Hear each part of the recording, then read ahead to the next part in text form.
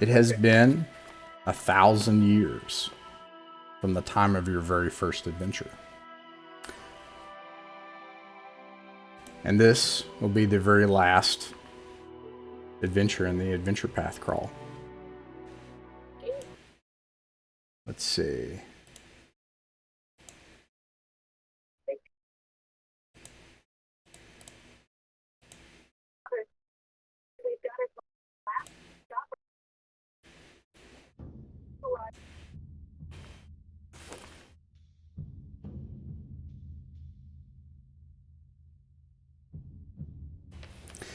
Hidden amid the cries of doom and heresy that ring through Punjar's marketplace and religions are scraps of truth that masquerade themselves as heresies. The ability to discern between the two can often prove the difference between a long life and a quick death at the end of a cultist's dagger. This is not the time of the golden age that you've established. Whether or not the 4 ages of man are a fact or heresy, is this much is known to be true. Eons ago, a race of titans clashed with the tyrannical Teleus and cast down Cadakstat, the first champion of chaos. Swaths of chaotic wasteland were left in the titans' wake, giving rise to the southern deserts. Much later, the subcontinent Lyria sank beneath the waves of the Empyrean Ocean, driving tribes of proto-humans from the cradle of civilization into our world. Some sought solace in the far north of the North Winds, now known apocryphally as the Hyperboreans. One wicked tribe of Illyrians found refuge in the south, where they discovered the remnants of the Titans and raised a temple city in their honor. But as the waters drank Lyria, so too did burning sands swallow the verdant grasslands of the Illyrians. Placing their faith in a cyclical order of the world, the Illyrians retreated into their temple city beneath the dipping petals of black lotus that sleeps away the ages.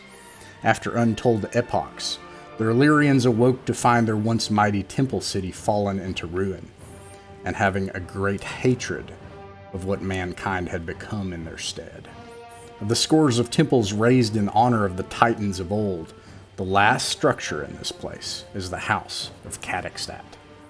And somewhere in the streets of Punjar, person in rags screams out to the crowds, "Hearken to the tales of the ages of man. The first age, cast in likeness of gods, titans ruled the earth. Blood fell upon earth and lesser races sprang into existence like you. The second age, men a shadow of their former divinity, towering yet like giants, blessed with peerless intellect and ageless beauty. These were the Illyrians, and now you now," and he points to people in the crowd. "Third, this the age of man. The divine spark of humanity lost, sullied by vice, caked with stinking flesh. We will not be the last. They hammer at our door, the harbingers of the 4th age. The skies will fill with blood like rain, and the filthy, stinking cities of the earth thrown into the fires of divinity." And then some guards escort him off. You see this, Adwin and your halfling companion. And, now, a few things.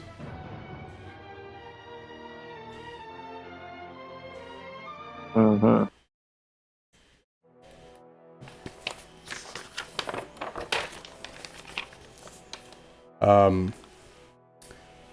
Several things happen. I don't have his character name yet, so he is simply the halfling for now.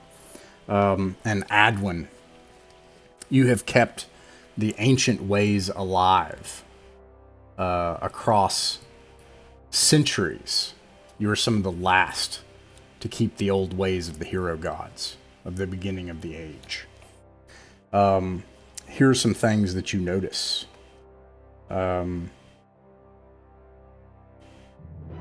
At the city itself of, let's see, the city of Punjar, At one point in Midsummer's Eve recently, a towering form appeared outside the city gates, arrayed like an ancient warrior with skin like white marble, eyes of fire. It's probably like 40, 50 feet tall.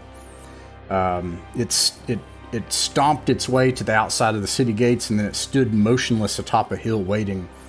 And then when approached, the giant cast forward 2 skulls of people slain, strung like beads on a hemp rope, and tossed them into the city square. In a halting ancient dialect, it says, "The end of days has come. The new moon. The city will be razed. All of its occupants will be made slaves and sacrificed to the Titan of Chaos." And with that, it stomps off in the distance. In addition to that, you have seen in the night sky lightning crashing about the city, destroying temple spires. Strange stars appear in the night sky. Whenever sacrificial bulls to the gods have been cut open, they spill forth black bile from their entrails instead of proper blood. And the seventh son of seventh sons born in these times carry the mark of some ancient chaos deity.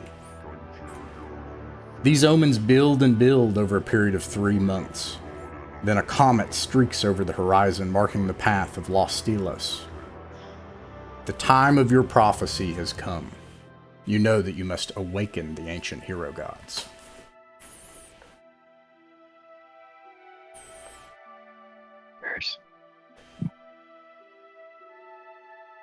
And does Adwin know where these great heroes are buried or kept in stasis? Does he know? You probably have to go on a great adventure yourself over a period of months to try to travel the lands and discover where the sepulchers of these people are kept. But let's start with the first 2. The first 2 are Patrick and Grimble. Now, you all tell me, where are Patrick and Grimble kept? Are they kept together? Or do they have 2 separate tombs? Where in the lands of Earth would they be kept? What would it look like? I would say that Patrick had enough of his, adventures, so he's kind of drinking mimosa and and just chilling in that place where he was imprisoned. Now he's just he's gonna be there, and they're probably some way to open the portal to his place. Yeah. So you've had an 850-year-long vacation in the plane of law. So yeah, that's right.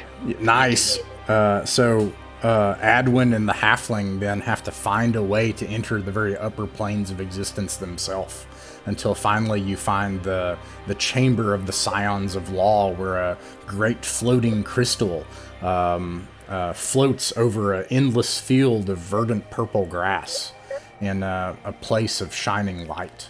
And you had to find a way to access this crystal temple. And inside you find Patrick, who is sipping a mimosa and having a good time, maybe watching TV. I don't know. What's it? When you see your hero god just relaxing and drinking, what do you say to him? He's probably in a pool, chilling, yeah. And Probably got some lovely angel women there bathing with them. No, and, we don't do that the here. TV's No. on. That is fair. Yeah. But the TV's in its own little floaty. Yeah. I don't know. He has maybe not TV, but something something that shows him around the world, around the orb, right? Yeah, astral, something projection, that he can see, around the galaxy and stuff like that. So he just kind of, Does he have a potbelly now? Sorry. There are probably some go. He made like himself some friends, you know, some golems or something like that, and he's got. Well, that was interesting. You know, I never knew that she's gonna cheat on him. I never expected to. Like something like that. Okay. I think Edwin is. I'm getting more taken aback by this, just like Edwin probably is. He's probably gone through like many different layers of this prison to reach It's like to the reach whole Patrick. thing. And it's like the realms have changed over and over again to be more and more dark and foreboding, and then he gets to this, and it's this must be Patrick. He's the only one here. Edwin has this like scroll that trails out the room that's supposed to be some official form to free Patrick, and he begins rolling it out. Patrick, great hero of aeons gone. I, your humble servant, have come to release you from your prison. Sorry, what are you talking about, and who are you? Sir, I am Adwin. I am Adwin. There is a great need for you beyond the walls of this realm. Yeah, well, it's somebody always in some kind of need, you know, like, I had my adventures, you know, now, look, she's going to cheat on him again. Yes, look, well. They say never meet your heroes. Sir, I have traveled an unimaginably great distance to meet with you here. Please, for the sake of Earth, consider my request. How about you, Gorum? How about we toss a coin? You know, like, Hedge, I'm gonna go help them, Theo said not gonna go help them. You know, like, those mimosas are pretty nice here, and, you know, like, and the water is very warm, so, I don't know, like, and he tosses, like, oh my god, you know, it's has. Well, I guess so. Yeah. Okay. So what's going on? Can I get my wish here is that he's like this picture where he's muscular, but now he's got a pot belly. I mean, he's got to have the pot belly after everything. Fate is on my side, and we are in the domain of the greatest law. I will take you up on this, Sir Patrick. Chosen of Justicia, slayer, the greatest beasts. Produce for me a coin, and I shall flip it. Don't worry, I already done it. So I told you that I'm gonna help you. So it was heads. So like you're lucky. It is so hard to understand this great hero. This is like, so you've spent like probably 3 months passing across like the you know the typical like what do you call a Minotaur's maze, or the kind of like the guardians of the afterlife, you know, in various forms, and this has been the greatest adventure of your life, and then you get here, and then Patrick gets up out of the hot tub and wraps himself up and gets his spear of law that's just like hanging there against the wall, and he's like, all right, I gotta go do a thing, and then just like goes through a door and then bypasses all the months of work that it took to get here and goes straight back into Aerth. Okay, that's awesome. Meanwhile, where is Grimble Lane during this time? In what was once the great city of the dwarves that he expanded past up into the surface, up through the mountain and into the sky, most like. He's in a massive half conical chamber that's slowed his metabolic processes to extend his already impressive dwarven life. His gear's likely in there too, and he's probably, if you could imagine the big chamber from Akira crossed with like the pod from Demolition Man, you've got a pretty good idea of where he is or where he's resting. Likely in a cross-legged sitting down position, just sleeping, waiting for someone to wake him up and heroism to be needed again. What challenges did Adwin have to go through to be able to gain access to this chamber of the great hero god of the dwarves? Well, It sounds like was the city, is this city of the dwarves, is it still inhabited, or is it long abandoned and overtaken by the denizens of the dark? that one I'll leave to you. Though it should be noted, if it is denizens of the dark, they've not burst their way in yet, so that's pretty good. Regardless of whether it was active or not, you probably had to go through entirely new species of mechanical life forms. Tricks, traps, dwarven rune blasts. Oh boy, this is an Elder Scrolls Dwemer dungeon. Yeah. Yes. Yeah. Dear God, no. Just for like months of that, trying to descend down into the heart of this thing. Patrick's with you. He's able to easily wave away some of the things that would otherwise be challenging, and you journey for months into the heart of this dungeon stronghold and finally make it to that stasis pod and awaken Grimble. What does Grimble do when he awakens? As the pod cracks itself open and defibrillates and he regains consciousness, he'll get up, stretch a little bit, look at his old party members. You're grown fat, old friend, and you brought some new ones with ya. Pleased to meet your acquaintance. Is there's some chaos that needs a bashing? Yeah, chaos, right? Yeah. They have some kind of troubles, you know. Like, I've been chilling there watching Astro TV, you know, drinking samosas, and then that bastard comes into my home. You know, now it seems like they're in very big trouble. So, and by the way, what's wrong with you? Why did you like make those like dungeons and traps and something like that? You know, it's hard. It was just a pain to get to you. You know, you could have just said you were an old party member. They would have brought you here immediately. Well, I don't know. Never understood where you were. So we had to go through all that trouble. Anyway, come with us. Yeah, those humans need some help, I guess. So.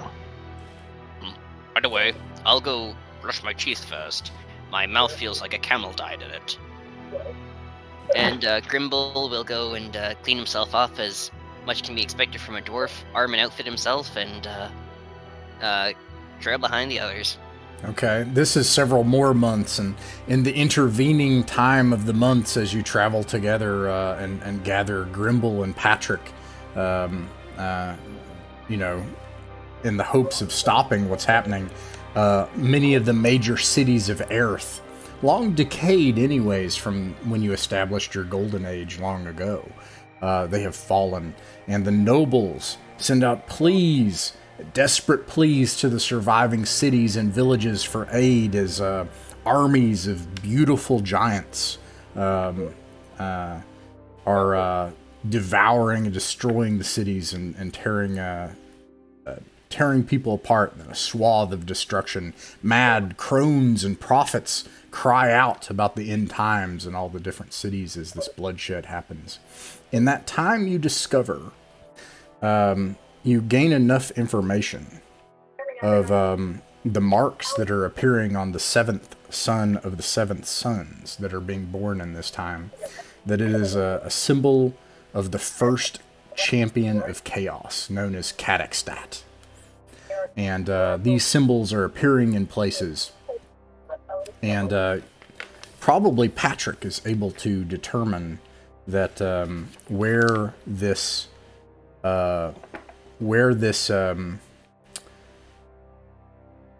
tomb of the first Chaos Champion is. And it just so happens that the tomb of the first Chaos Champion is only several hundred miles away from the tomb of another great hero, hero goddess. Now, some records strike away from the story as heretical, the inclusion of this person. Some say that she was a villain instead. But Grimble and Patrick know that they'll need her. And so they probably even know where she is. She has taken over her own, just as you took over the bronze-handed Pharaoh's tomb and you took his treasures. Since then, Jeffica she has her own grand tomb of that sort in the great desert of Aerth. What is it like trying to approach the great tomb of Jeffica? The great tomb of Jessica the Snake Empress. She refurbished the tomb of the bronze-headed pharaoh. Okay. Restructured it with black stones protruding out of the earth. For once in its heyday, it was a tall citadel.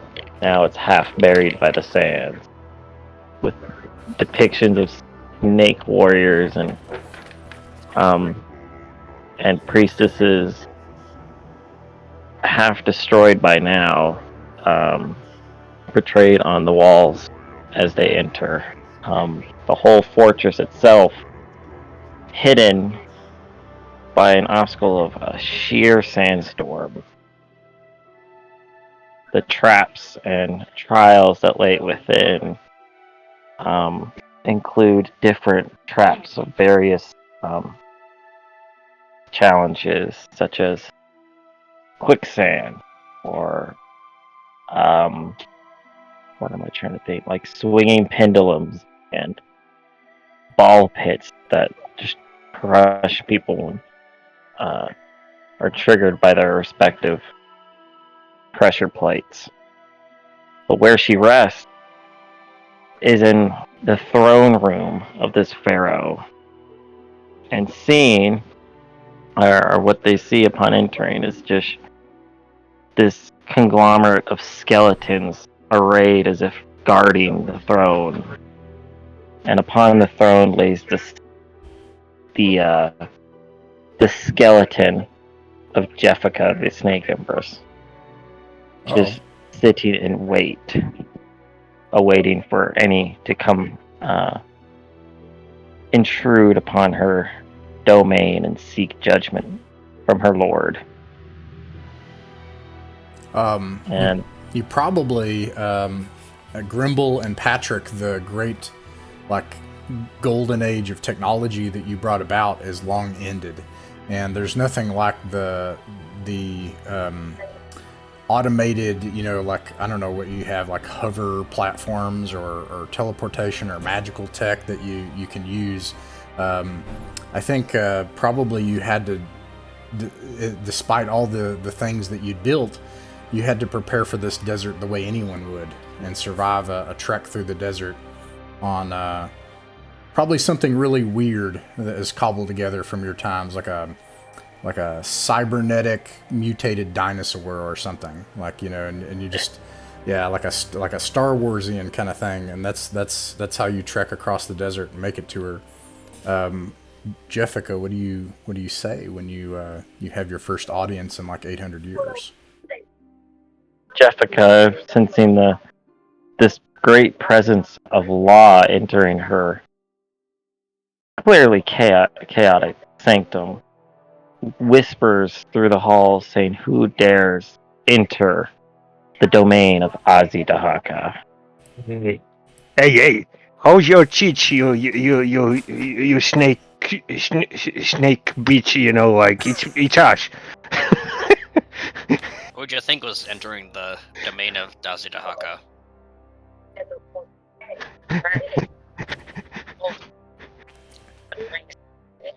Daemons.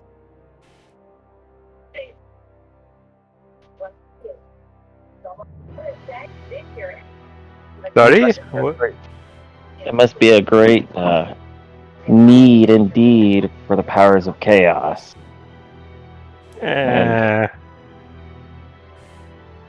Yeah. Yeah.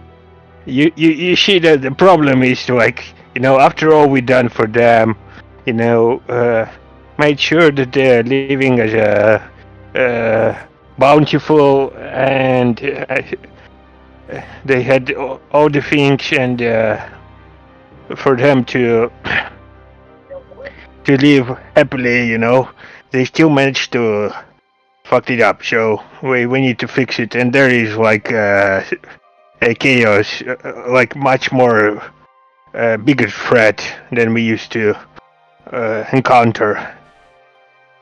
Great There- hero Jethica, giants wander Aerth. We require your powers to lay them low. Indeed. This is not what Odyssey had predicted.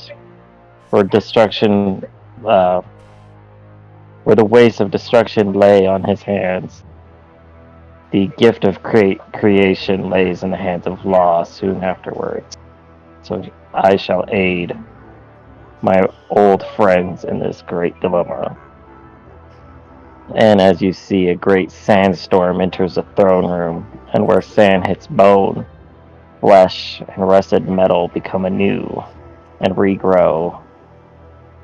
And soon Jessica has regrown before your eyes, and she's off and ready for this new adventure. Awesome. All right. So you leave the tomb of Jessica, and across the great desert of Aerth, you begin your slow plodding journey through the stinging, whirling storm of sand all about you. It is perhaps a blessing that you have to travel through such a desolate place, as there are no giants that you encounter along your way. Sand dunes drifts are piled high here, where a city wall once stood at the end of your journey. All that remains of the once mighty walls of this city are half-buried stone blocks and the city gate, marble columns carved in the likeness of towering humans emerging from a crashing sea. Beyond the gates and the drifting sand, you see stone ruins stretching as far as the eye can see in what was once a great civilization here within the desert of Aerth. Toward the center of the temple city, a golden dome rises above the maze of crumbling walls. The howling wind picks up, scouring you in your eyes with stinging dust, as if to drive you and your companions on. This is the temple city of Starless, the great city raised by the tribes of Luria. It is now mostly devoured by shifting sands and hammering, howling winds. What little remains of its former splendor and opulence. And you can, if you choose, attempt to explore the ruins. Or you can drive straight for the temple to try to deal with this threat right away.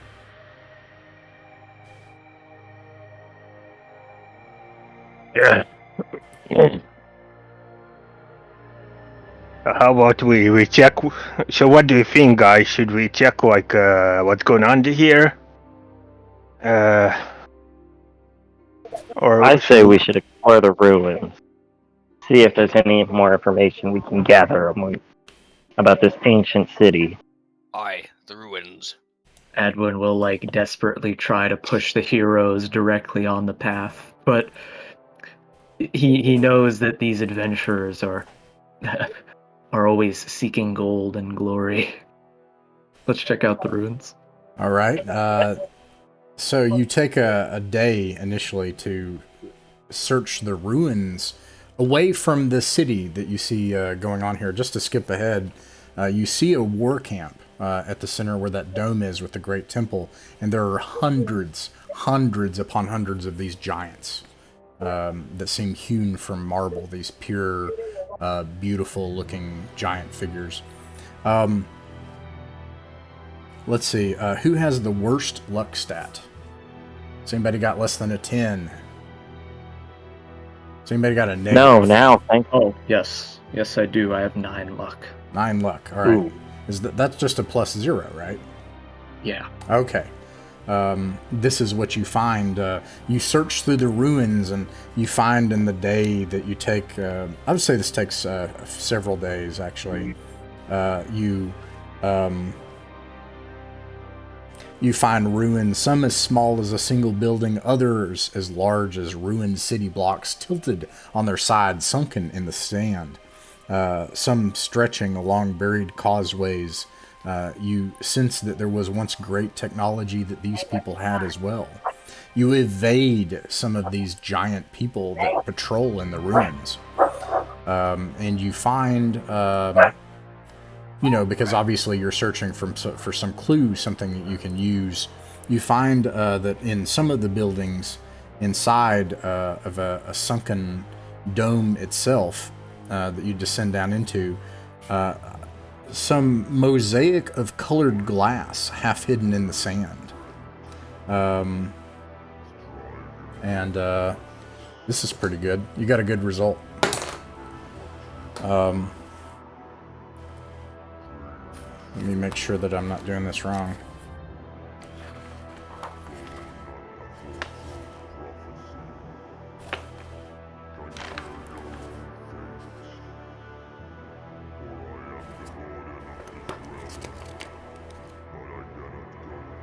Oh dear. I may have to put this in. I realize I've done this wrong now. This is fascinating. And then we're gonna do a. Oh no, actually, it already has it. While I put this in, Adwin, roll a d7 to see if you encounter anything on your searches. And then I have to actually add this in. Alright, That's what okay. dice did you say? A A D7? d7. Okay. Oh, I let got me a turn 4. you back up. Sorry. What'd you say, Glenn? Oh, I was saying we just encountered 6 Hydras. Oh no. Well, actually, maybe that wouldn't be such a threat to us. Yeah, probably not. This will take me a second. I Oh, that's terrifying. kind of messed this up a little bit. April pump.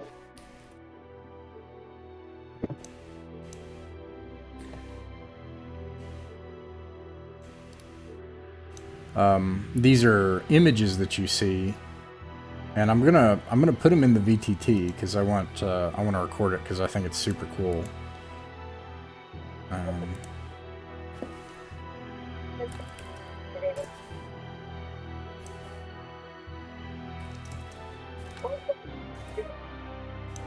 A image. This isn't super fast to do in Roll20. Alright, No don't worry about it.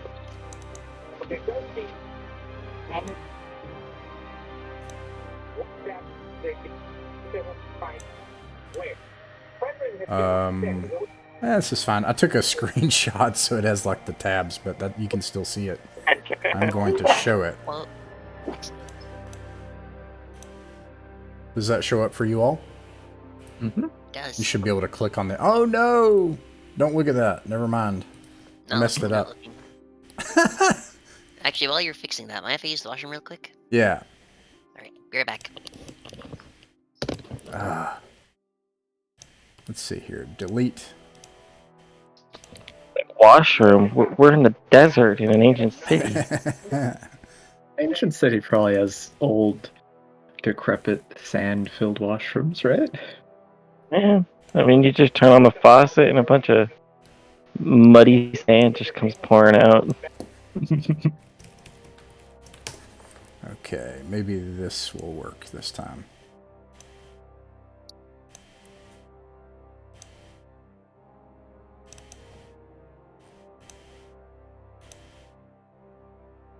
All right, that is what you find. You find an image. It appears to you like these figures, some of them coming through a doorway and bowing before for something. That's what you find among the sands.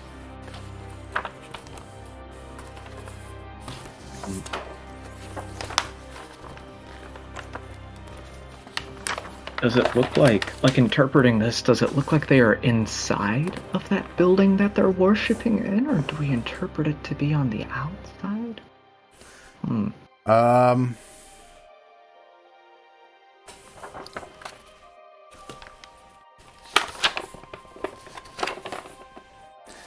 Let's see.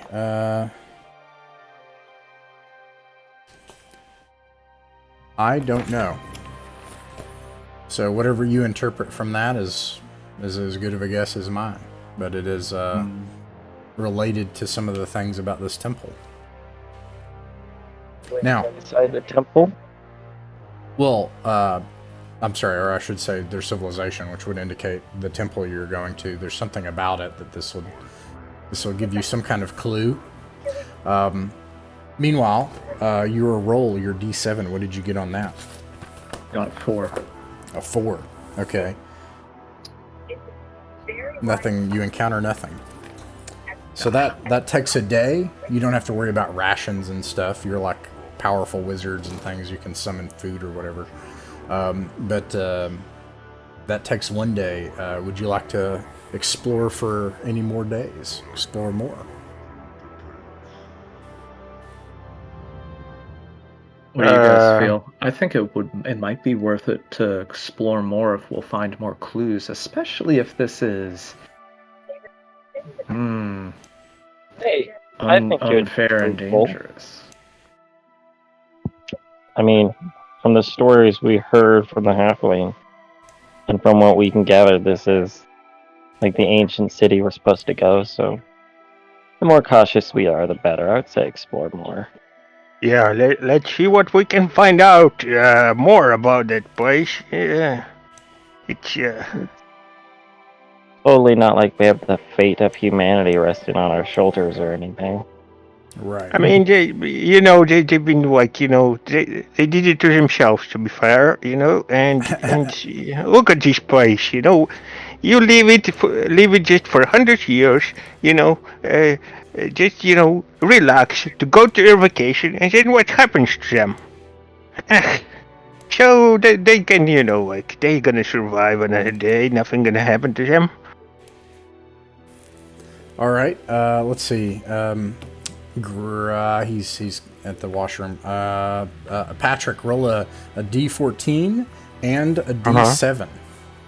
See what you discover, and yeah.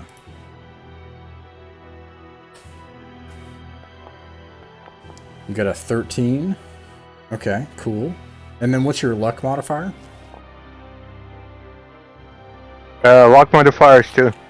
2? Oh, you got a +2 to luck? Yeah. Okay. Right on. And then you got a 7. Yeah. So I'll describe what you see, and then something happens.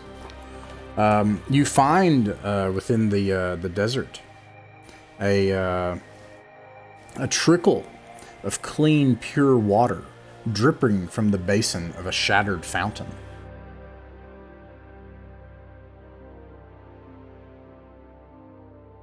Huh. And that's what you find here.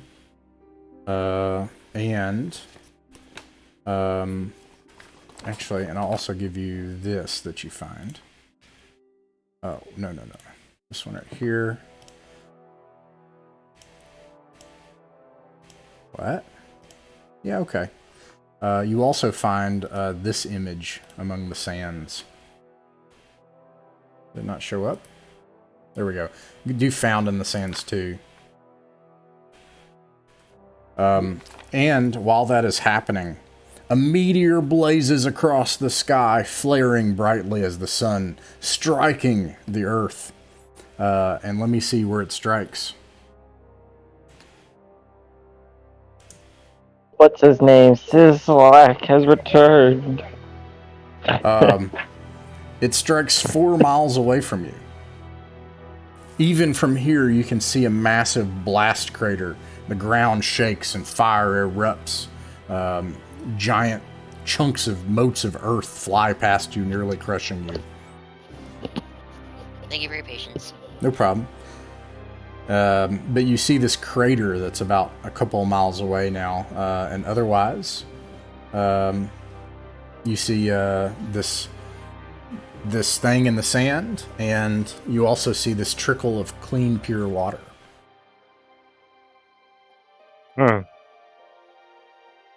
What do you guys think about that? You know, it seems like they're fighting something or something like that. They're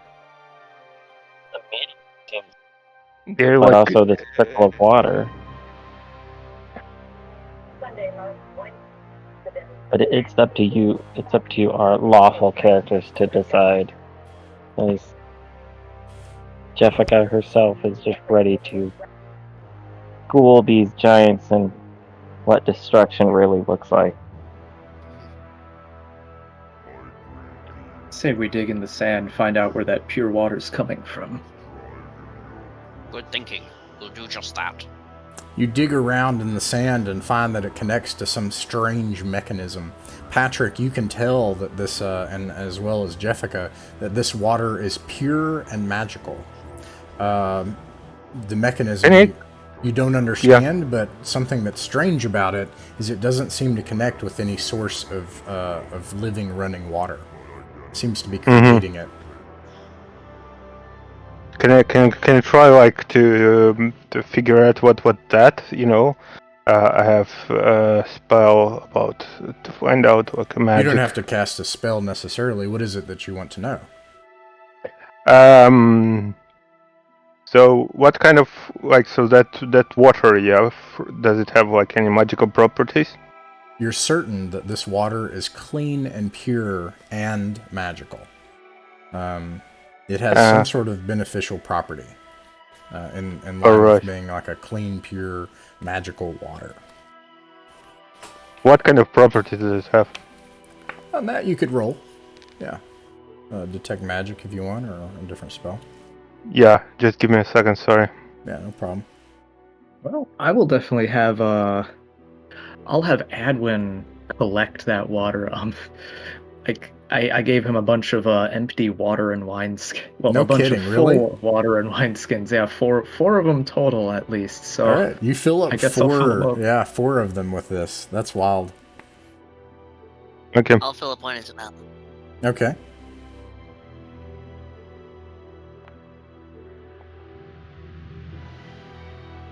Yeah, so plus 10 and plus 4, so it's 27. 27 means I know everything. Yeah.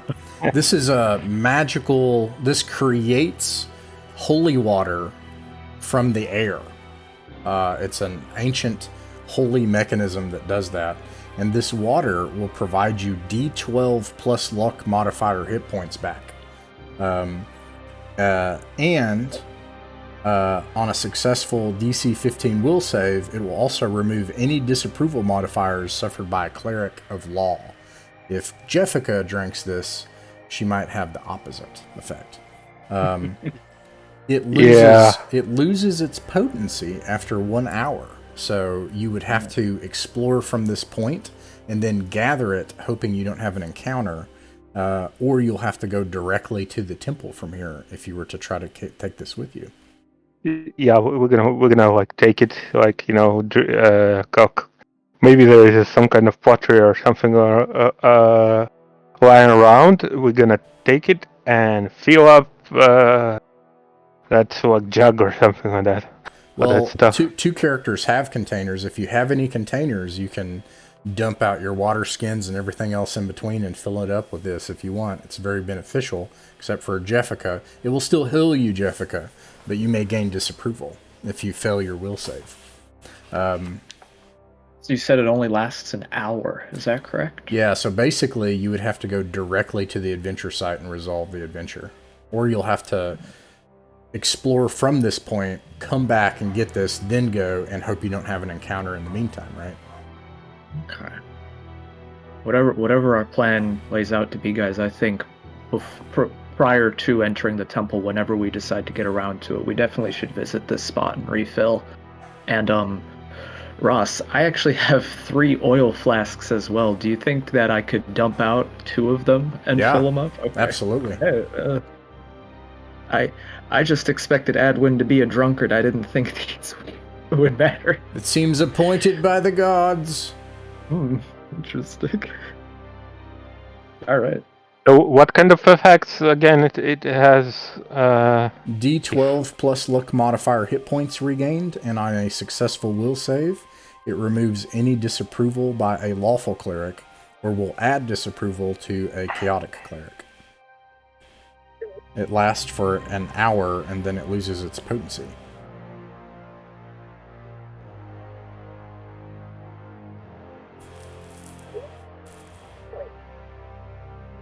All right then, guys. I guess. Do we want to explore further yet, or are you guys interested in going to tackling that temple? Well,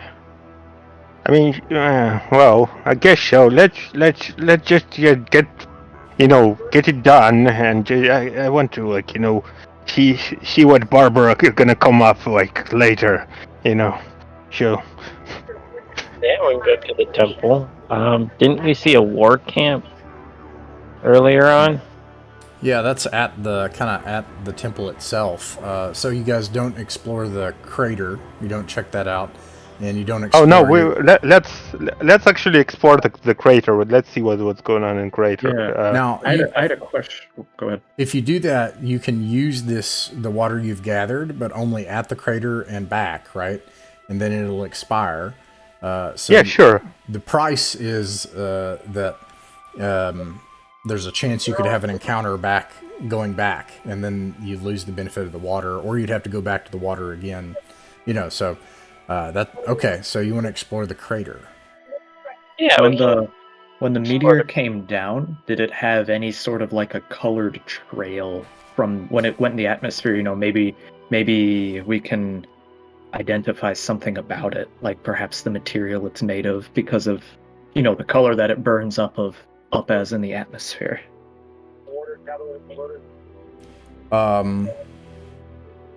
It appeared to be the same as the fiery heat of the sun. It had an appearance of like the sun coming down into the earth itself.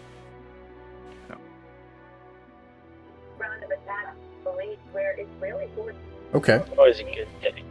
If you sorry, say again, Glenn?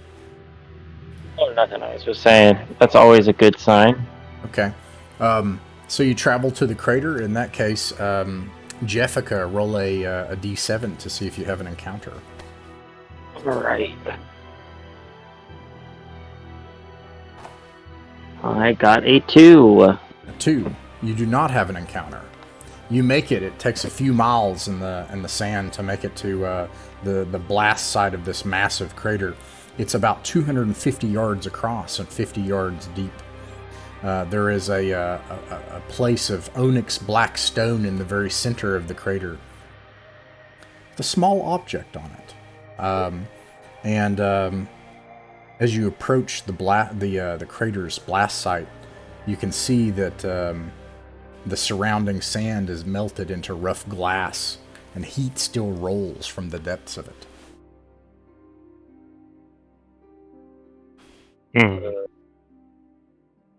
Let's see. I'm gonna come closer, maybe. Let's come closer. You get down into the crater?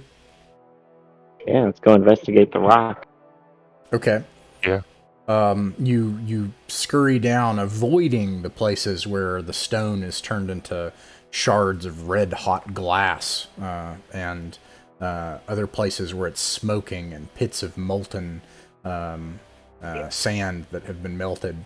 And you make your way down. It is hot here, but you're like kind of hold your hand up against the blazing, wavering air of heat, and you come up to a black onyx platform that is formed at the center of the blast. And you see at the very center of this onyx platform, where it just looks like it's kind of impacted, like imagine a heavy object impacting concrete and then forming like a place that's like flattened, right? There in the center of that platform, a single white lotus blossom.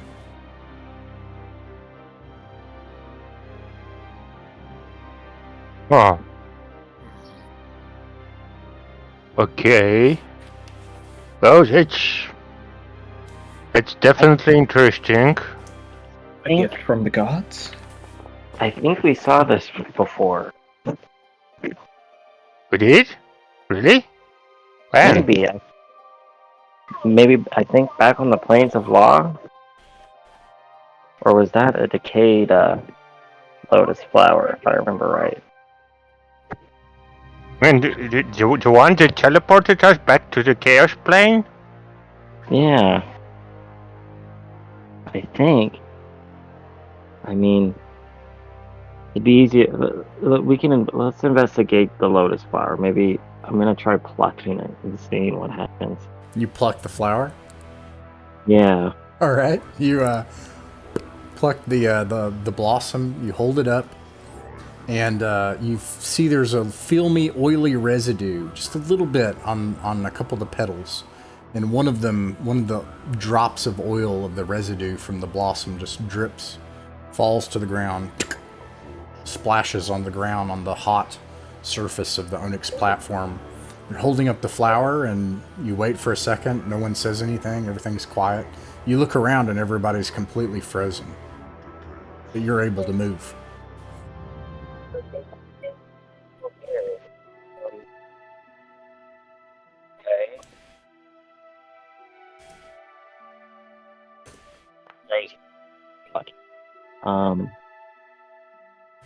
Maybe I'm gonna put it on the rock. I'm gonna see what happens if I put it on the rock. Nothing seems to happen when you put it on the rock. Dang it. Okay. And I'm gonna crush it in my hand. All right, you crush it, and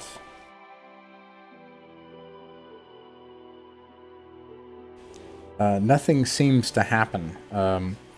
As you kind of walk around, you look at this, you crush it, and you still have it, but it's just crushed up, right? And then you tried putting it on the platform. Some time passes, and everybody's frozen. All of a sudden, everything they start moving again and talking, and it's like nothing had happened for them, What happened, guys? You guys were just standing there for hours. What do you mean? As soon as I picked up this flower, it's like you guys were as stiff as statues. Yeah. No, nothing happened. Nothing happened. We were just, you went to get the flower and that's it. Why did you crush it, by the way? As I said, time stopped, and I thought crushing it would release you all from this spell of sorts. Something greater than us is playing a trick. And I don't like being tricked.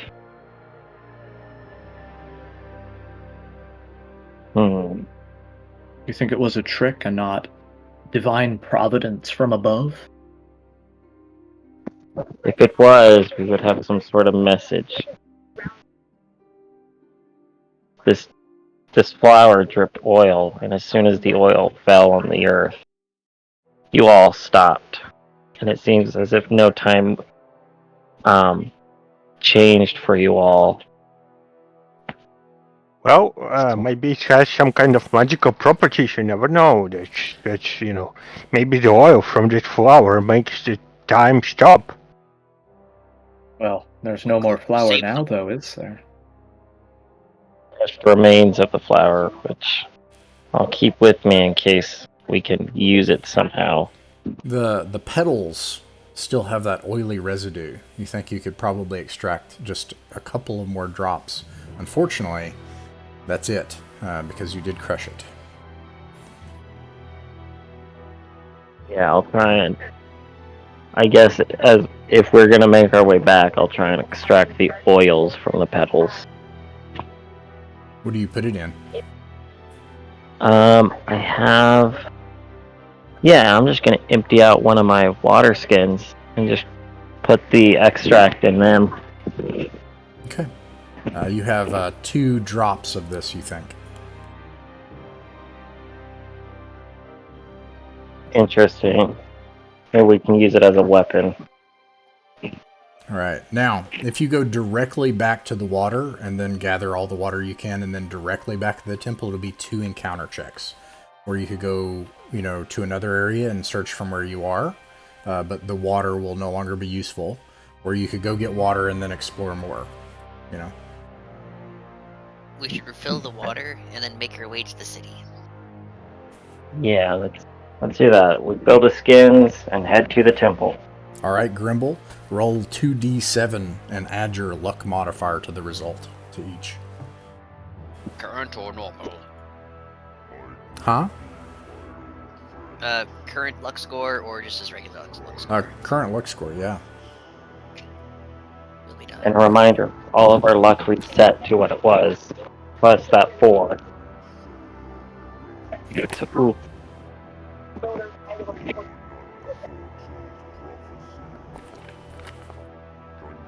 So 9.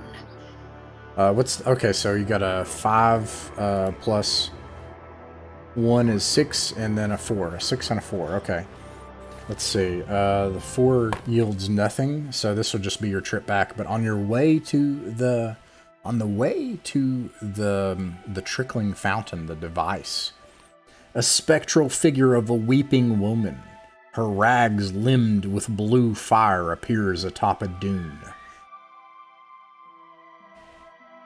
You see this a ways off in the distance, pleading, crooning, asking, "Please come and help me," she says. Yeah, I remember last time when you remember that house.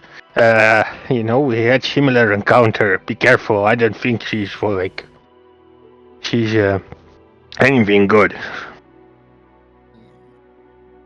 Is the water Is still this- got some holiness to it? No. Yeah, this is on the way back to the fountain, so the water is now, it's been more than an hour. Alright. Thankfully Grimble's still got some blessed water on his pack already from his adventuring days, so he's going to have one in hand and slowly approach. What do you need help with? Who are you?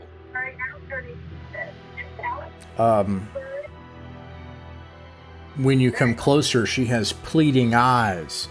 She clutches bloody swaddling, a bloody swaddling in her tight fists. And she sobs and weeps, unable seemingly to communicate with you normally.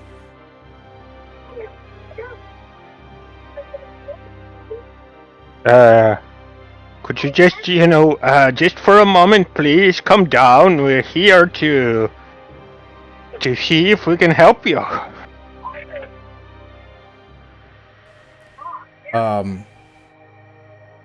She seems as if she points toward the bloody swaths in her spectral hands, and then weeps, and she says it's like she can't talk. Can anyone speak ghost? Yeah, I don't know. But the dead, if that will work in this, It in will. this instance. Yeah, you can speak All right. with the dead. All right, let me see how many questions I get. Ooh, I got a 22. I didn't think I'd roll that high. Dang it. I have got to pee. I am so sorry. This will take like 15 seconds. Not a problem. No On our problem. today. Do what you need to, man. That gives me time to actually read this. I didn't expect I could read. 22. Yeah.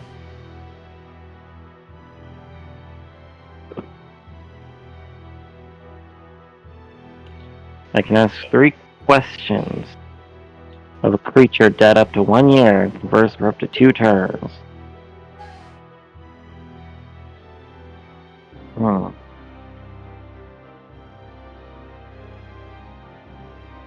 A fragment of a shattered skull is not sufficient to answer a question, but a cadaver is.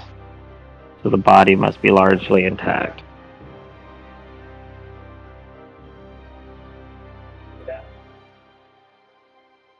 So this may not work. Well, we'll see what happens. Yeah. My manifestation. Oh, Sorry about that. not a problem. Okay, how's the spell result? What's it look like? I am. It was. So I can ask 3 questions of the creature, but they can only be dead up to 1 year. What's its manifestation look like? Like, does it have a manifestation? Otherwise, I'm gonna make one. Yes. It says the corpse's spirit appears as a ghostly apparition, floating above the corpse to answer any question. Since that's already happening, I'm gonna say that you have to kind of like dematerialize again, and your spirit like floats and communes in spirit form. And for a moment, you perceive the spirit world around you. And she's like, "Oh, please, please help me, my child, my daughter. I fled, but it wasn't enough." And she holds the bloody rags, and only a bit of bone and blood remain among the rags. And she says, It was fine, but the desert took us, and she bled out, but then I died here. Her spirit is trapped in her remains. We can't move on. The titans, the giants, they've killed us.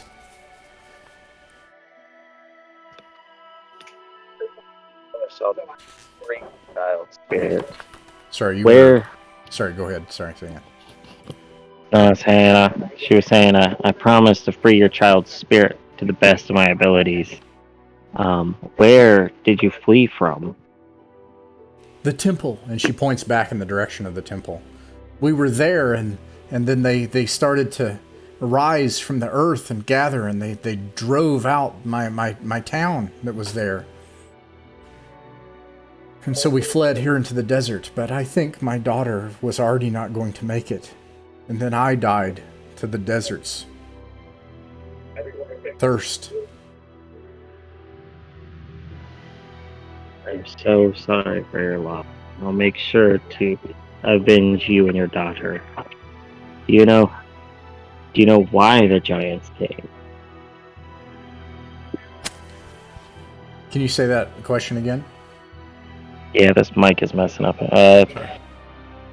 She's promising revenge to avenge the mom and the daughter. Okay. She asked, does she know why the giants have came? Yes.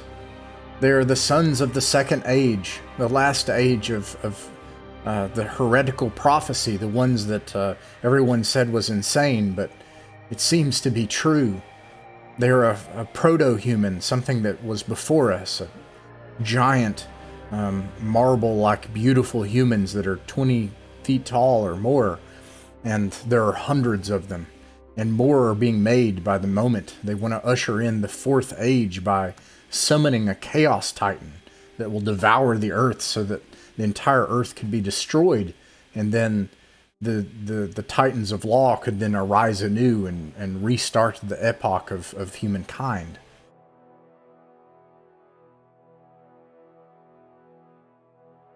Make sure that doesn't happen.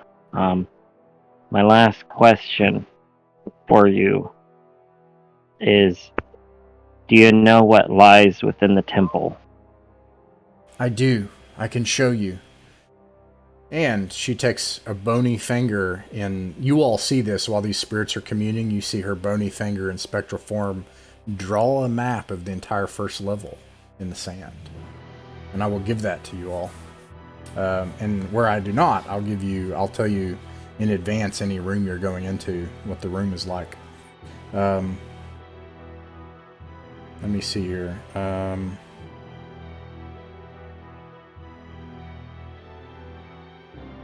Yeah.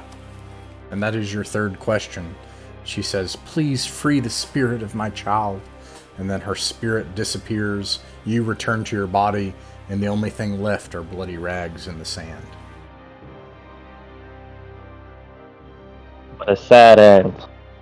And that will fuel Jessica's rage for these so-called sons of the Second Age.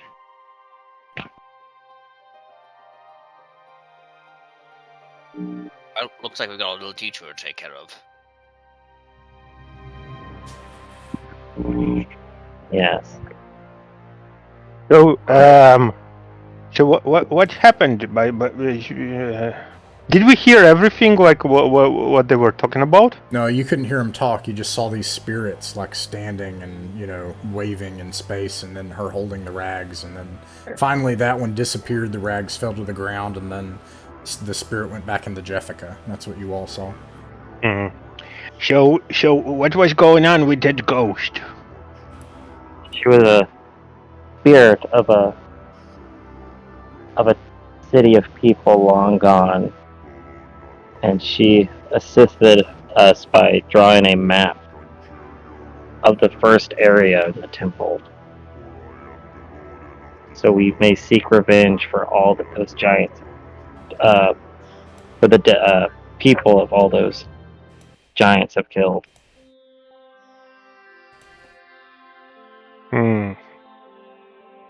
Well, that certainly is useful.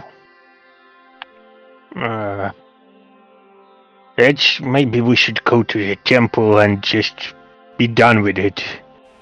It seems a lot of people really like suffering here, and I really want to know what happens to Barbara. Did her husband gonna find out that she's teaching on her or not? So. Who in They the found a world great is deal Bob? of boons. Grumble, sorry, what were you saying?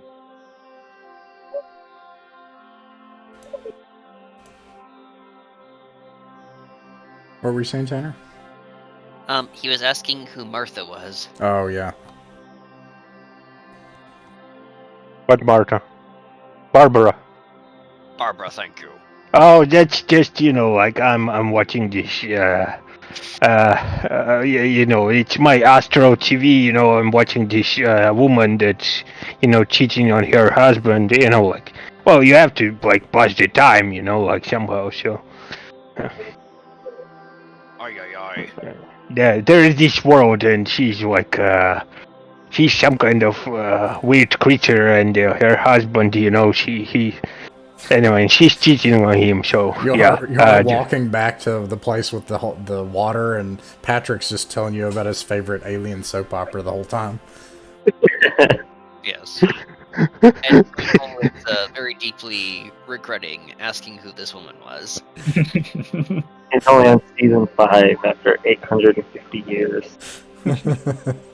You make it back to the water, and you gather as much water as you can hold and carry in any containers, except for the one with the oil in it, and if you have any containers and you want to take this water, you can, but you have to have a container of some kind. But by the way, so that's kind of very good thing. But before we go there, actually, I want to make sure that we are ready, and I'm gonna create the potion. So let me roll to create. Maybe it's gonna be. I want to create some healing potions, or something useful. Okay. I mean, so it's 11 plus 4, so it's 15 plus 10, 25. Okay. I got a question. Yeah. Could I use 1 drop of the oil and see what happens when it makes contact with this magical water?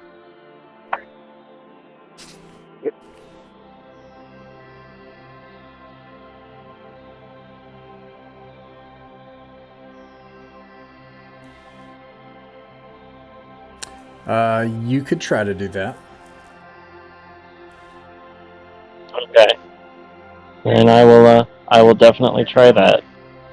You find that the resin, when it contacts the water, it suddenly diffuses into the water, and it becomes some bright color. And you have some potion that does something. Oh. Alright. Well, I will empty out my water skin of the old water and put this new water in it.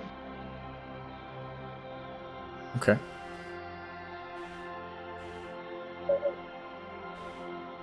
So now you have however many things of water, and then you have this one weird potion thing, yeah.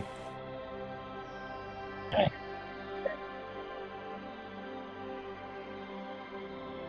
Alright, that's all I wanted to do. I'm done. Well, I guess I'm gonna create another potion of healing, like some I wrote 25, but that's like polymorph, speed, and heroism, but I can do like lesser stuff, so. Okay. Alright, yeah, you can make some potions as we go here, and, write down check their properties when you need them. So, you travel to the temple ruins. I'll describe what you see. You see, overlooking the temple ruins. Oops, I'm on the wrong page.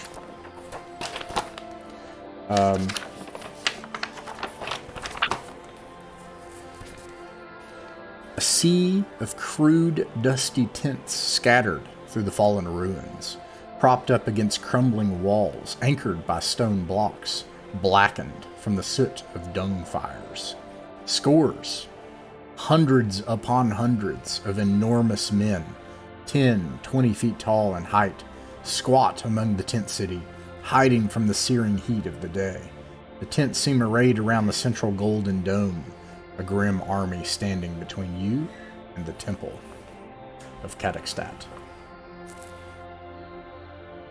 What do you do?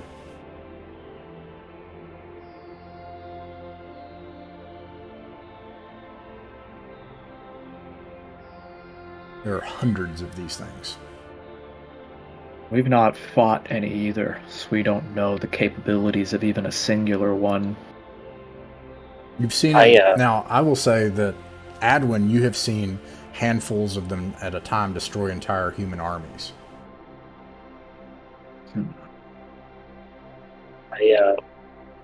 I got an idea. Anybody's up for it? What is the Let's idea? hear it. I can cast Cause Earthquake. I like it, but what if that destroys what lay beneath? That may make our further journeying into the temple difficult. I like it a lot, but Well, then the only other thing that I can think of is Righteous Fire, and we can take out maybe half their force with that. I'm not sure if a direct. Do you guys feel that a direct approach, like swords in hand and spells at the ready, is good here? Because perhaps we can sneak in. Is there any possibility that, Patrick, you said you have the ability to create potions. Perhaps invisibility potions might be of aid to us here. Yeah, I can create only one potion, so Okay. it's just gonna be. So at least like no, actually I can create a lot of them, but I don't know. It's dependent. Well, what Ross says, Ross says I can create like for all the party. I can try to create for all the party, but You can cast the spell as many times as you want, but if you fail and get a misfire on a 1, then you lose it, Yeah, sure. Yeah. So you could just like roll, 5d20? Yeah, it's gonna be 5d20 plus. Just gonna roll. This is when Thaco is useful. Everybody's down on Thaco, but Thaco right now is like, what do I need? Like, never mind adding stuff, what's the number I need? And that's pretty useful. Unironically, I consider Thaco to be the best one.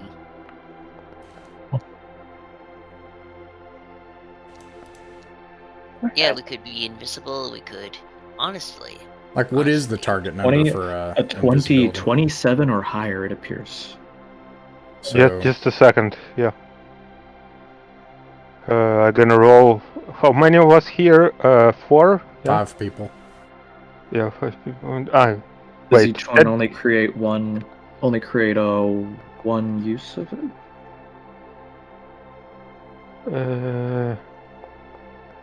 Special ingredients, the shadow of a shadow. Right, okay, so so it's 7 plus 4, so it's 11, it's 21. How's So it in order 21, so in order to create a potion,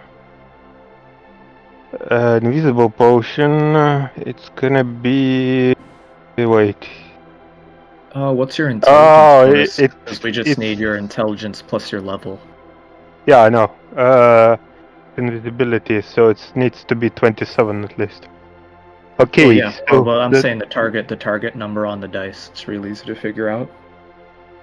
yeah, Anything- Well, first one didn't create the invisibility potion for sure because it's plus 4, so it's 11, so it's 21. The second one for sure created the. Then the third one also created it, and the fourth one also created it, and I have 3 invisibility potions that I can create. Did you lose? If you didn't lose the spell, of course you can keep going.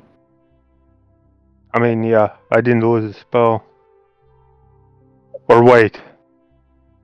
Well, what's your total bonus? That Oh makes it easier no! for everyone. Sorry, I mean like, so. No, I didn't. I'm pretty sure your total bonus is plus 17 because you have your intelligence, the ring, the magical device, and you have a plus 10. So I think it's plus 17. So I think if you roll a 10, you're good to go. You just roll a d20, and if you get a 10, you're good.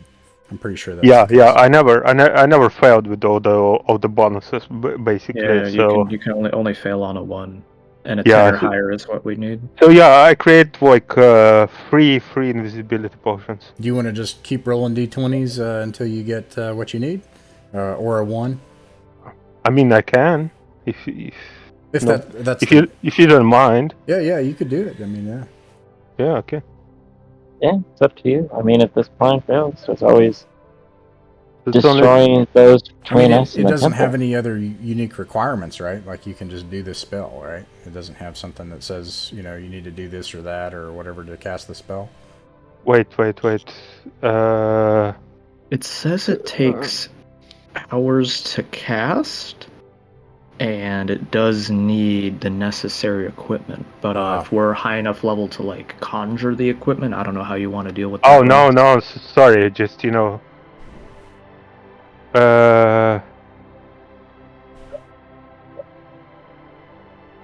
oh no, you can only like just 1 a week, so yeah. So sorry about that. No.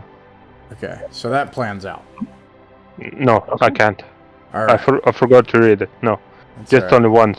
So I already did it, and that's it. Like no invisibility potion. Okay. So, any ideas, Jessica?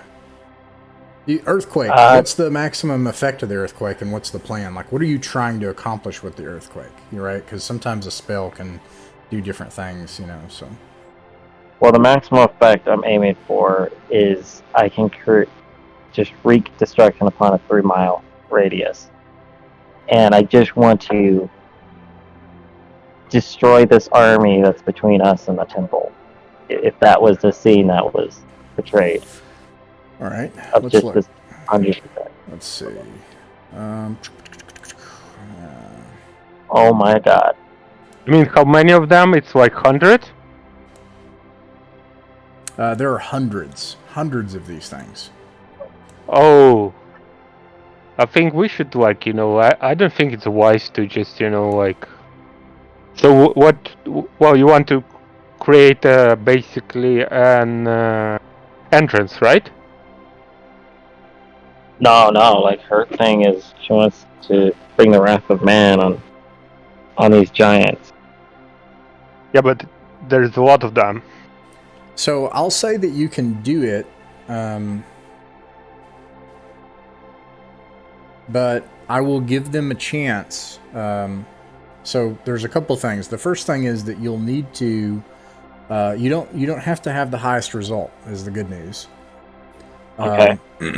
You can do it on a 36 to 37. So that's not that great, but that's the second best result. Will get what you want, and then it says they'll have a chance to save. If they save, then a percentage of them will survive. And I will do 3 percentages, 3 D100s to see how many survive. Because they'll fall into a chasm. That's the goal, right? Like to wipe them out. Yep. Now, Just wipe them out. finally, the last downside is that you will almost certainly alert them to your presence. And you'll have like however many survive interested in wreaking their vengeance. Yeah. I mean, can we actually, like, I mean, Patrick is gonna look at Jessica. I understand that you are feeling like, all powerful and everything, but there is like hundreds and hundreds of them. You may destroy a couple of them and a couple of hundreds, but what if the other hundreds are gonna go after us? Are we going to deal with them? You also have a halfling with you, and so you know that you can automatically get this result. I'll give you the luck. So you can succeed, so that will help the math. But then below that they need to either fail, or they need to a large enough number need to be destroyed. I mean, I'm all for it. I mean, these giants have not faced and conquered the Court of Chaos like we have. They have not been through the trials that we've been through. All right. How about there is another idea? I can turn you in some kind of a small creature, and we can just pass through them. You can turn everybody into a small creature? Right. So polymorph. Let me read how many times I can. It's gonna take some time for sure, but let me see. How about this? You read that. I'll roll for this earthquake. So if the plan doesn't check out, and go with the earthquake. I can cast one on a round, so that's yeah. You want to not roll a 1 on the earthquake. That's the biggest thing. Yeah, I rolled with my caster level. No, sorry, I was just saying with my caster level and all that, I actually got a 38. Okay. With a nat 20. Nice. I'll even take one of the D100s away, so they only get 2 D100, assuming they pass. Assuming they even pass. Yeah, and then the polymorph, you could even do that after the fact, too. Polymorph us into birds and just fly over. Yeah. And land on the top of the temple and then find a hole. Yeah, I mean, that's an idea. And I can, I need 5 rounds to do it, to transform everyone. So you could do everybody but Jessica? Let's do it. We're getting paralyzed with all the spells. This is something you have to kind of pull. Yeah. We could do this all day. So do you want me to do it? Yeah, I will start. But don't roll. If you roll a 1, I'm taking the result. But the the martial people though, do the martial people have any tricks or ideas or plans that you want to propose? I don't want to just hand it over to the spellcasters because of their magic tricks, right? Yeah, we could mop up the rest. It depends on how much stronger we are than a regular army. That said, it would be a great struggle. It might be better to just avoid them for now and sneak on in. I'm on board for becoming an owl as they fall into the dirt. All right. So it sounds like a 2-part plan. So we're going to try to turn everybody into animals. There's a chance for spell failure. So let's see how it goes with Patrick. Yeah. And Jessica can still wreak the havoc with you all already being birds. And then you can choose to do that or not. But it comes down to that last person being able to turn into a bird. Well, 2 of you. Because if you don't, then you're going to have to figure out something else while everybody else is a bird. But go ahead. See how the rolls go. Nice. Yes. Okay. All of them nice. succeed. I think, yeah. Okay, so yeah, you're good to go. All right, so you can turn everybody into birds until you get to Jeffica, right? Now the question is, Get away from her. I'm going to meet you there, Glenn. The question then, the last thing is, do you want to wreak this havoc, or do you just want to fly past them?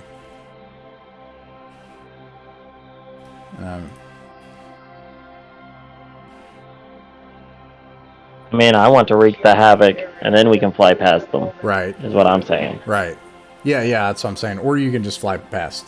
Those are the kind of the two options.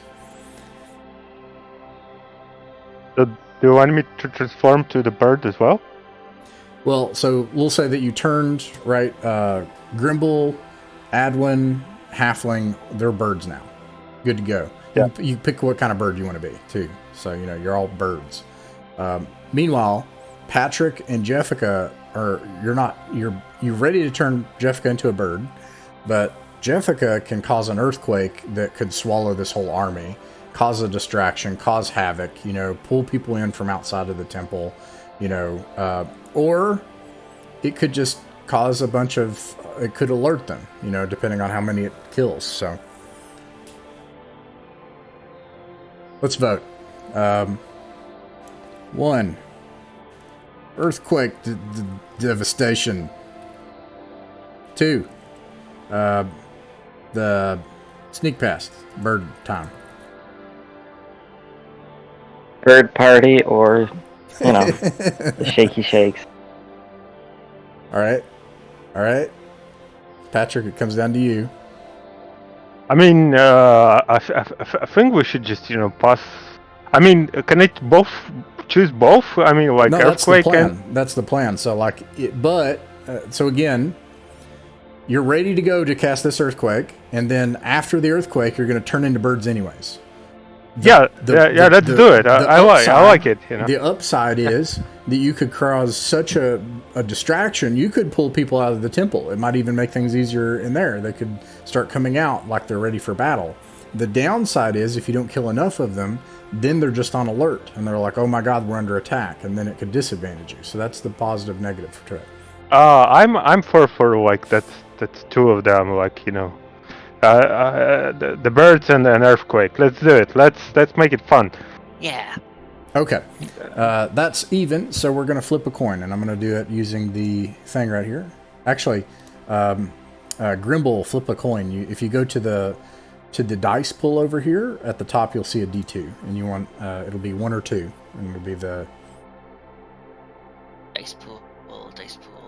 It's on the left side, bottom left tool, has a die, and then at the top is a D2. And number 2, so you get sneak pass per time. Here we go. So you all turn into birds, and you fly past. There is still a chance that they may figure out that something fishy's going on. No. Ooh. No. You fly over, and you see that some of them look up, and they see these mismatched birds not in their proper migratory season, and things of unfathomable intelligence with eidetic memories that are flawless, that are far greater than the average person of this age knows that something is afoot. But you do fly past them, and you do make it to the temple. And I'm going to take a look for you here, because I think there are a few ways that you find in. And that's probably what we're going to figure out, and then that'll be the end of the session for today. Let me find there's a couple of options.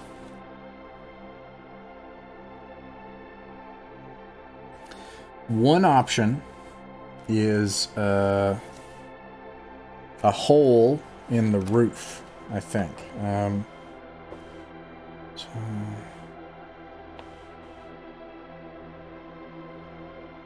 You can hear, even from this hole in the roof, wails of agony and the stench of stale urine wafting up from where this hole in the roof is. Another option would be through a palisade created on the edge where there are obviously some stockades, where there are some slave pens, and you think that you could probably make it through that doorway and into the other side before anyone notices you. And I think, looking at it, those are the only ways in that wouldn't be obviously guarded and seen. I vote the slaves' pen so we can save some people. They might. Yeah, that's my vote. They might just die immediately, though. Now, Right? that's not what I'm suggesting. So the slave pen, you could do that. You could fly down into the slave pen where there are several of these large things, and they're guarding the slaves, and you could, try to free the slaves. I'll also tell you how many you see, so you can make your decision. There are, let's see, quite a few. Somewhere between 15 and 30. All of them are women and children. The slaves. And all of them are emaciated and appear to have been brutalized. There are these big titans wearing animal head mask helmet things. And there are 1, 2, 3, 4, 5, 6, 7, 8 of them. So that's what and this is outside, so you can look down and you can see this. It's in an enclosure. So what I'm saying is you can fly past and get in that way, but you could also fly down and fight. You could fly up into the roof. You could also try to go through the main entrance, but you see that it's clearly guarded. I mean, if we're gonna fight them, I think that's gonna alert like everyone else. I also don't really see a feasible way for us to presently save these people. We don't have a way to get them out of here, and they are certainly not in the... They aren't us. We are extraordinarily skilled and powerful people, and these are weak slaves. I'd love to save them, but I don't think we have a way to actually save them right now, unless we quite literally teleport them from here by some means.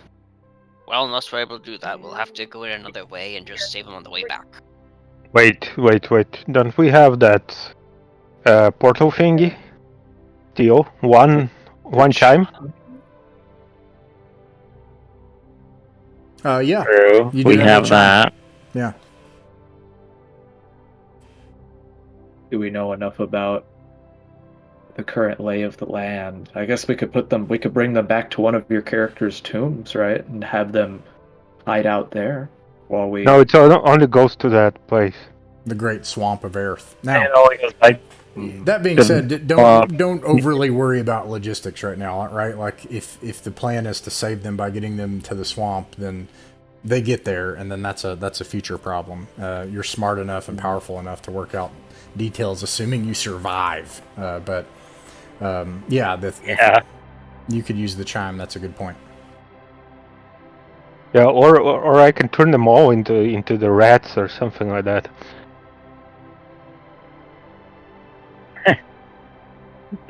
just Well, this hot belly hunk with. Let's decide then. Do we save them now, or Yep. let's decide then. Do we save them now, or do we Save go the into the slaves. temple? I'm voting for we go into the save temple. later.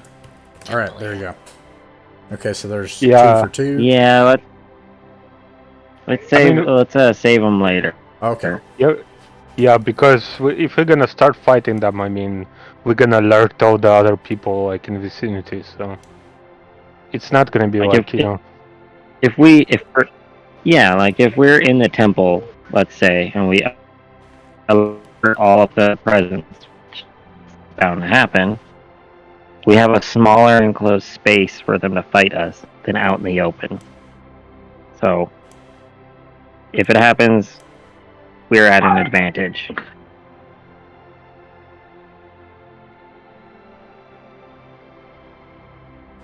Yep. I'm trying to find the gosh darn tokens. Give me a second. And then this will be it right here, just for today.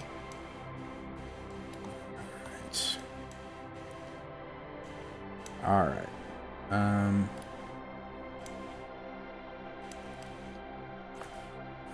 You make it into the roof, and by the way, you have a rough drawing of this area, which is lucky because it looks like it's not picking up your dynamic lighting and walls, so that's fine though. And describe what you see, and then you can make a choice, and that's where we'll stop.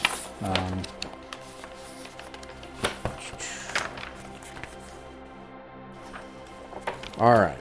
An enormous temple stretches out before you. Tall stone columns support a golden arching dome. A checkerboard marble floor has been polished to a bright sheen by the tread of thousands of devotees. It in fact looks like this. Strangely, the temple seems devoid of any altar or shrine, and the sole focal point is a raised stone circle set in the center of the temple, surrounded by 5 marble columns, carved in the likeness of humans, showered from above by a lotus. Betwixt each column is a sinister form, obscured with black shrouds and bound in heavy chains. Wails of agony and the potent stench of stale urine waft up to the top of the ceiling where you, the birds, have taken roost for now. Chains and pulleys are anchored atop the columns, running to a pair of windlasses set against the temple walls. You can also see from where you are that there is alcoves in multiple places. This appears to be the main entrance, and then also a pair of double doors. What do you do? So those like giants, they're statues or they are giants? This is statues, right? They are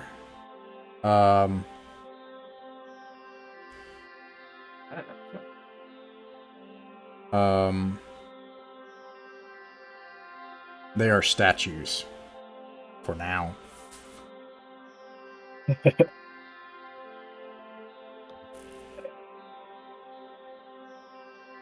Well, I don't know. I guess our choice is: do we explore more on this ground floor, or do we want to make a beeline for where the possible ways are deeper? Because if we have Ross, the map that we were given earlier by the ghost, is that the ground floor or the next floor beneath this that we know of? The ground floor. So it's this one, and it's a rough thing. She knows that there's these hallways back here, and she knows that's the way down, is back in the hallway. And there's some sort of weird ritual site back there that she doesn't know what it does. And then there's this big center area. Yeah, I think we should just, try to avoid it maybe, I don't know. Because if we're gonna start trouble here, I mean, everybody gonna go like inside the church probably. I'm gonna hear. We could have Justinia open up the earthquake when they try to get in, though. I mean, there is possibility for me to just, close all the entrances, but you're just gonna I don't think it's gonna do it for a long period, because they're gonna get through it.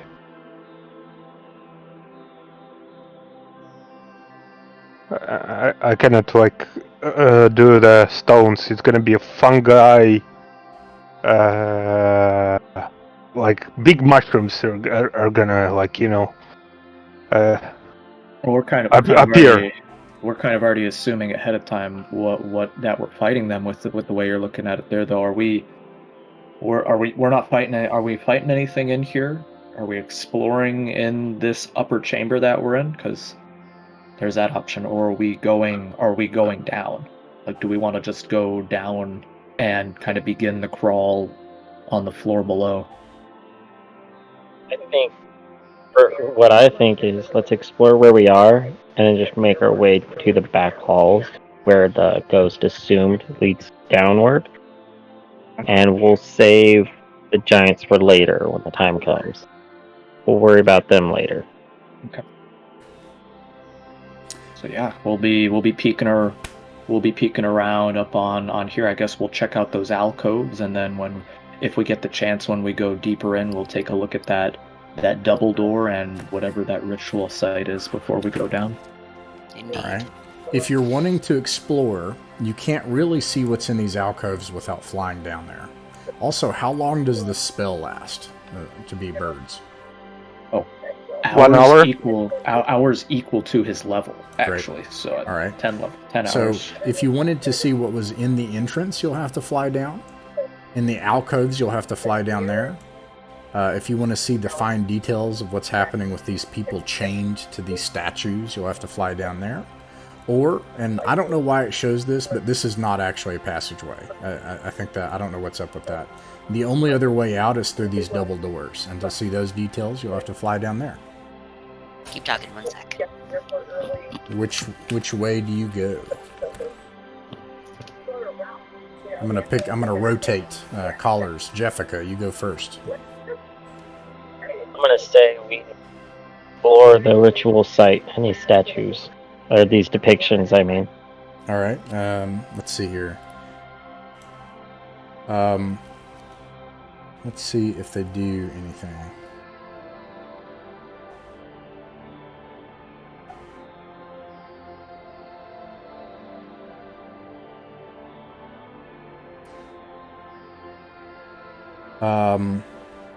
You fly down to this ritual site. You see that the columns depict idealized men and women, every one the image of human perfection.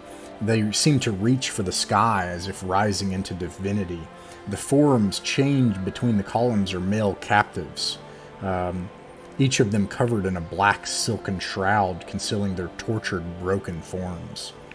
Of the 5, 2 are already dead, hanging limply by their chains. The surviving 3 are twisted giants. As small as they seem in this picture, they're actually quite large, probably 10, 20 feet tall, and then the statues are much taller. You can also see in this room that there's this pin in the center of the platform with a chain that rises all the way up to the ceiling. There's a disc in the center that's about 8 inches deep and 20 feet across with a big iron pin that looks like it has a drain down the side of it.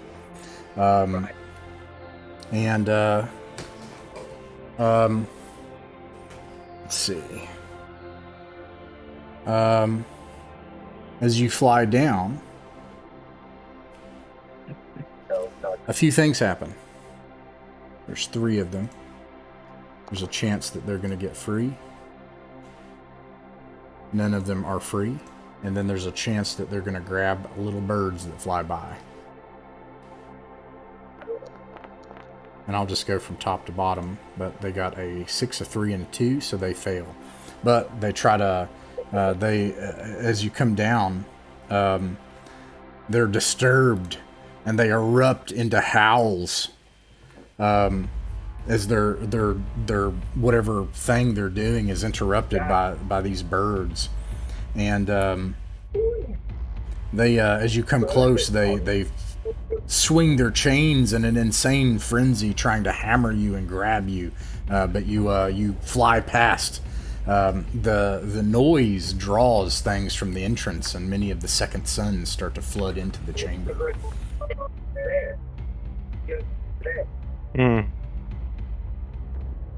And that's where we'll end the session for the day.